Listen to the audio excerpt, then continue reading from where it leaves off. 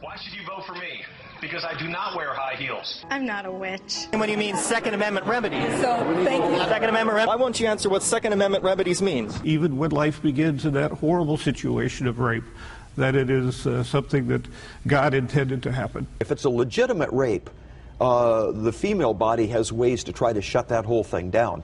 Todd Akin, Richard Murdoch, Sharon Engel, Christine O'Donnell, Ken Buck, a veritable child's treasury of the swings and really bad misses that make up the Republican Party's recent history of trying to win very winnable U.S. Senate seats and then losing those seats because they picked really fringe, ridiculous candidates. Those are the types of candidates that Karl Rove's Super PAC now says it hopes to prevent from winning Republican Senate primaries going forward. I wonder if they can do that. I wonder if they should. Joining us now is Frank Rich, writer-at-large for New York Magazine. Frank, it is always a pleasure. Thanks for being here. Thanks for having me. People don't take advice from us when we give it to them, but I think we should give it to them anyway. It is not hard to see merits on both sides of this fight. The right is very upset with Karl Rove for even suggesting this, let alone pursuing it. And, you know, the Tea Partiers have given us Todd Akin and Sharon Engel. At the same time, Karl Rove's group picked winners something like 1% of the time or less in this last election. So who has the electoral credibility to win this argument? Well, in a way, I think it's the party, the Tea Party side of things. As you showed in that poll, Steve King is ahead in Iowa because that's actually the base of the party. That's what they want. And so it's very easy for Karl Rove to saunter in and say, oh, we'll stop this, but you can't fight something with nothing. He did not back a single winning candidate last year. And so what's going to happen? That is the Republican Party. That's why they win primaries. And the Republican Party has a more serious problem, which is that's 30% of the country that holds those views, maybe, more or less. They can win primaries. They can never win national elections. But what is this Republican establishment that Rove represents? It's money people, but where are those voters within the Republican Party? So I think that the Tea Party people, and it's not just Tea Party, it's the real base of the Republican Party, whether they call themselves Tea Partiers or not.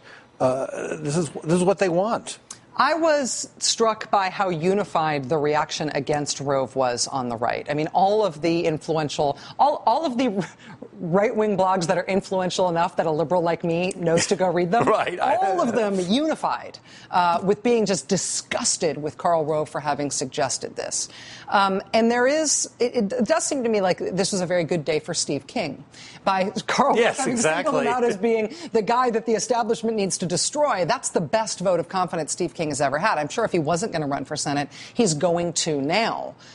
If all of the media, and particularly the online media, is unified here, is there any way for establishmentarian figures in the right to effectively fight it? Or do they really just have to surrender? I think they have to surrender. I mean, I think what Rove's game is he lost $100 million from his donors, the people who basically support him. And so he wants their money. He said in what you showed, he said, I'm going to do this by running ads and stuff. Well, that's not going to do it. The party is what it is. And so this idea that it's something else is a fantasy, and they're going to have to get real about it and face the party they have and change it from within, not by stunts involving spending money on advertising. And how does that effort, them trying to change the party from within, on both sides? I mean, I think both sides are used to seeing themselves as insurgents. Neither of them likes to be called the establishment. When Karl Rove does talk about what he's trying to do, he always says that he's standing up against the liberal media, like he's an activist with a placard out front instead of hundreds of millions of dollars in his pocket. How does that affect governing? How does that affect the ability for the Republicans to participate constructively in governing coalition, potentially with Democrats, on stuff that they want to do? Well, they're way far away from that. The classic example is immigration. They know that it's an existential threat to the Republican Party that the Latino electorate is growing. They don't like Republicans. They don't like Republican policy on this issue.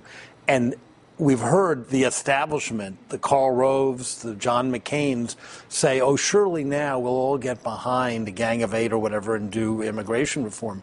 They can't get the House contingent to support even that, which is like a knife at the heart of the Republican Party demographically. So it shows this is going to be a long battle within the GOP that's going to rage on for quite a while, not least because the biggest donors aren't necessarily in tune with the base. Some are, like the Koch brothers, but a lot of the Wall Street types and so on, they're not with the base on immigration, on abortion rights, on gay rights, on a lot of things. And so taxes only, essentially. Taxes only. It'll be really interesting to see. I mean, on guns, thinking about President Obama out in Minnesota today with all those cops standing behind him, on background checks in particular, 92% public support for universal background checks. If Republicans cannot figure out a way to support something that has 92% to support the president and Democrats on that, I think I don't know what happens next for them. It's going to be fascinating to see. It will be fun to watch from our point of view. I know, exactly. Okay, you can turn your TV back on. We're leaving. Frank Rich, writer-at-large for New York Magazine. Frank, thank you very much. Appreciate it. All right, next, the President Obama skeet shooting photo that, of course, is outrageous and fake and communist and Kenyan or something. I'll be right back. Friends, Romans, countrymen, lend me your ears. We are for free education. We do not give up. Expect surprises. Subscribe.